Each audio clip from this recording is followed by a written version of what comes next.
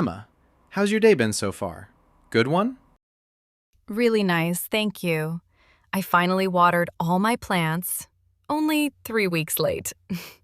How about you? Pretty good. Although I had to ask Sam to help me carry a bookshelf up the stairs this morning, and let's just say I asked him very, very badly. Oh, this sounds like our topic already. It really is. Today we want to talk about how to ask for help and ask for favors in English, politely. Which is something we all need all the time. Could you help me with this? Would you mind passing that? Little favors every single day. And here's the funny thing. In our last episode, we learned how to say no kindly. Today, we flip it right around. We're the ones doing the asking. The other side of the coin. And asking can feel so awkward, can't it? You don't want to bother people, you don't want to sound rude or sound like you're ordering them around. Exactly. So today we'll give you lots of soft, polite ways to ask. And we'll act them out, so you hear exactly how they sound in a real conversation. And I have to warn you, I am genuinely terrible at this. I once asked for the tiniest favor in the world, and it went so wrong, it's now part of the collection. The famous collection. You'll have to tell us that one later. Oh, I will. It's a good one. But first, one tiny favor from us, everyone. See what I did there? If these chats help you, a quick like or subscribe really helps more learners find us. Thank you. And near the end, like always, we'll slow right down for a few useful words. And we'll ask you to write one small sentence in the comments. So, why does asking for help feel so hard, even in your own language sometimes?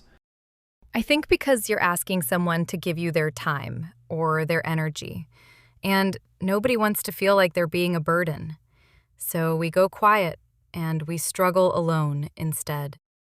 And in English, it's harder still, because learners often only know the blunt version. Give me that. Help me. Open the window. Those aren't rude in your head, but in English they land much stronger than you mean. That's so true. You sound like you're giving an order when really you just wanted to ask a sweet little favor. So today, we fix that. We give you the soft words. And think how often this comes up. Asking a colleague to swap a shift. Asking a stranger to watch your bag for a second. Asking a friend to pick you up from the station. Tiny moments, but the words really matter. Every single day. And the gap between sounding rude and sounding kind is just a few small words. That's the whole skill. And it's a small one to learn. 5 small pieces. Get these and you can ask anyone, a friend, a stranger, your boss, for help, and sound warm and polite every time. Let's get into it. So the first piece is this. Knock first. Don't just walk straight in.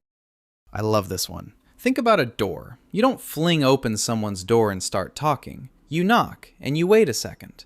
Asking for a favor is the same. You knock first. And knocking just means a tiny opener before the actual ask. You give the person a small heads up that a question is coming. Right, so instead of jumping straight to the favor, you start soft. Let me show you the difference. Emma, ask me for help with no knock. Just dive in. Okay. Alex, drive me to the airport at 4 a.m. See, my whole body tensed up. It feels like a command. Now, Emma, knock first this time.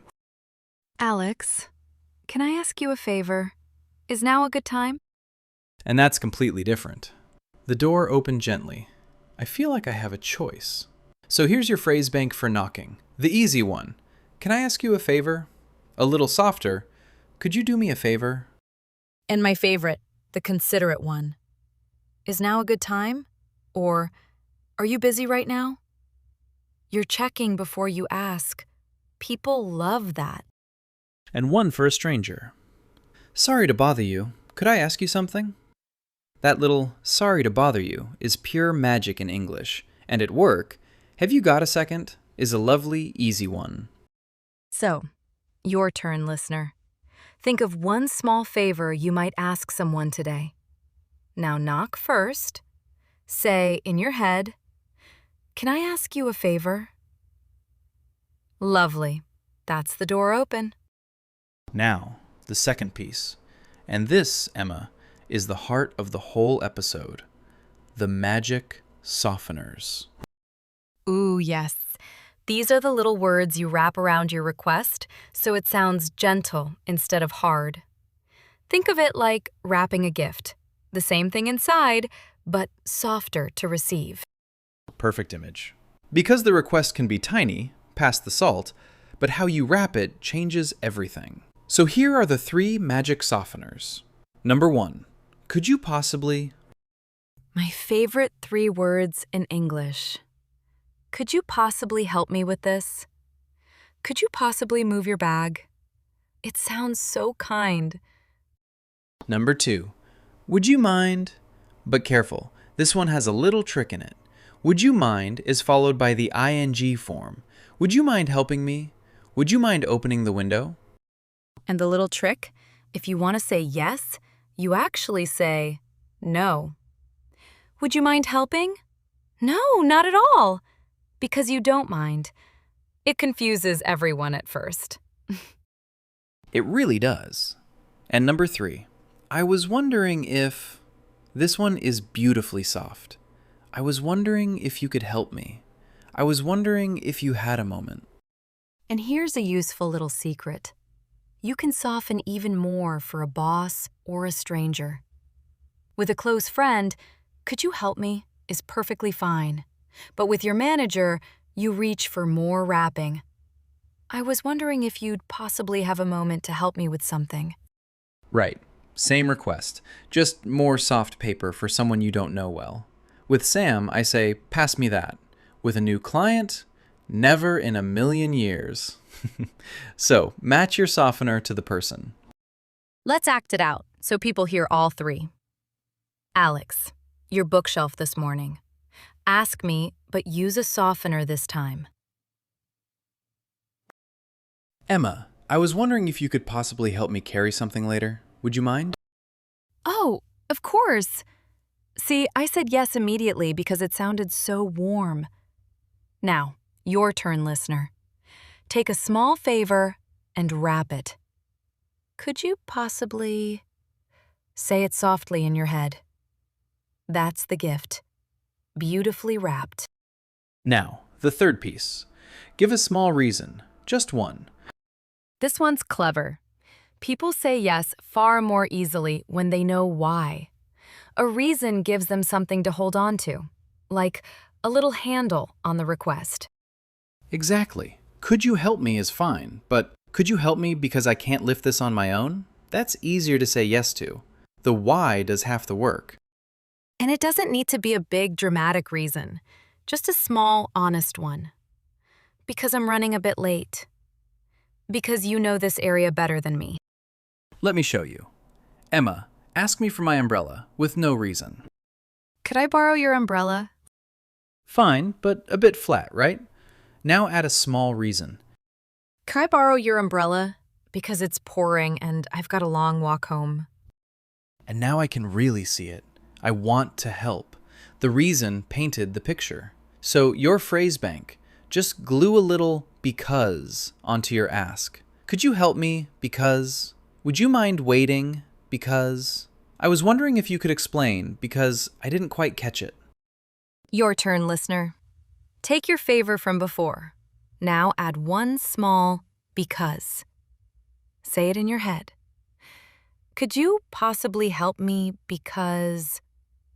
Perfect. You gave them the handle. Now, the fourth piece. And this one is the kind one. Leave the door open. Make it easy for them to say no. I love this because it takes all the pressure away. When you give someone a way out, you actually make it easier for them to say yes. Strange, but true. It really is true. If a favor feels like a trap, people get tense. But if they know they can say no, they relax. You've left the door open so they don't feel pushed. And the phrases for this are so lovely and light. No worries if not. Only if you have time. Feel free to say no. And the gentle work one? No pressure at all. Let's hear it. Emma, ask me to help you move some boxes on the weekend, and leave the door open for me. Alex, would you mind helping me move a few boxes on Saturday? Honestly, no worries at all if you're busy. And see, because you said that, I don't feel trapped. So I actually want to help. No worries if not is the kindest little phrase. So, listener, your turn. Take your ask and add a gentle way out. No worries if not. Say it in your head. There. The door's wide open. Now, the fifth piece. And this is the one people forget. Close the loop. Say thank you. Properly. Yes. The favor isn't finished when they say yes. It's finished when you thank them well. Think of it like returning the ball. They gave you something, you send a little warmth back. And thank you on its own is fine, but you can make it so much warmer. Thank you so much. I really appreciate it. That word, appreciate, is gold. And the lovely finishing touch, offer to give something back. Let me know if I can ever return the favor. Or the friendly, casual one. I owe you one. Let's do the whole thing, start to finish, so people hear all 5 pieces together. Alex, I'm going to ask you a real favor, properly this time. Go on then. Hit me with all 5. Alex, can I ask you a favor? Is now a good time? I was wondering if you could possibly look over my email before I send it. Because you're so much better with words than me. No worries at all if you're busy, though. Of course. Send it over. Oh, thank you so much. I really appreciate it. I owe you one. And that was perfect. Knock, softener, reason, a way out, and a warm thank you. That's the whole recipe. Honestly, give that a clap. So, your turn, listener. One last time. Picture the whole thing. Knock. Soften. A small reason. Leave the door open. And a warm thank you. 5 little moves. You've got them all now. So, Emma, I think it's time. The collection. What happened? Right. Okay, so I needed to ask my neighbor a favor. The smallest favor in the world. I just wanted her to feed my cat for 1 weekend. That's nothing. That's a 30-second conversation. It should have been. But you know me. I didn't want to bother her. So I started softening. And softening. And then softening some more. I knocked on her door and I said, "Hi, so sorry to bother you. I know this is a huge thing to ask. I completely understand if you can't. Please feel free to say no." Oh no, you buried the cat. I completely buried the cat. I went on for so long with such a serious face that her smile slowly disappeared, and she went very quiet and very pale. And then she said, "Emma, are you okay? Is it bad news?" She thought you were dying. She thought it was terrible news. Because I'd wrapped a tiny cat favor in so much soft paper, it looked like a tragedy. And when I finally said, "Could you feed Biscuit?" she just laughed with relief and said, "Oh, thank goodness. Yes, of course." So the lesson is, soften your ask. But please, do not bury the cat. Do not bury the cat. Wrap it softly, but still let them see the gift. And honestly, you're the complete opposite, Alex. Oh, completely. I don't bury anything. I'm too blunt. This morning, with Sam and the bookshelf, I just walked into his room and said, "Sam, bookshelf, stairs, now." No knock, no softener, no reason. Nothing. Just 3 words and a pointing finger. And Sam looked genuinely frightened. He panicked. He panicked. He thought the building was on fire. So, Emma wraps a cat in a tragedy, and I deliver furniture like an emergency. The truth is somewhere in the middle. Soft, but clear. The happy middle, which is exactly what those 5 pieces give you. Right. Shall we slow down and look at some of the lovely words from today? Let's do it. Our vocabulary corner. We'll go nice and slowly, meaning first, then a few real examples. First word, a favor. A favor is a kind thing you do for someone, to help them. For example, can I ask you a favor? She did me a big favor. And, thanks for the favor. I really appreciate it. Next, to do someone a favor. It's the action of helping them out. For example, could you do me a favor? He did me a favor and drove me home. And, do yourself a favor and get some rest. Then, would you mind? It's a very polite way to ask, followed by the ing word. For example, would you mind helping me? Would you mind closing the door? And, would you mind waiting just a moment? Next, I was wondering if, a soft, gentle way to lead into a question or a request. For example, I was wondering if you could help. I was wondering if you had a minute. And, I was wondering if it's okay to ask you something. Then, to appreciate. It means to be grateful for something, to really feel the thank you. For example, I really appreciate it. She appreciated his help so much.